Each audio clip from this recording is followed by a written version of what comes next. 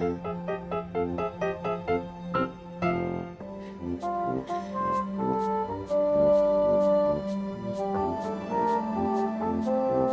tayo na.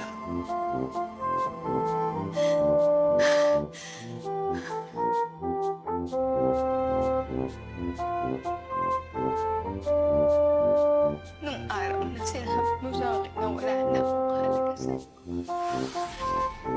Ilang buwan kang di nagparamdam, ha?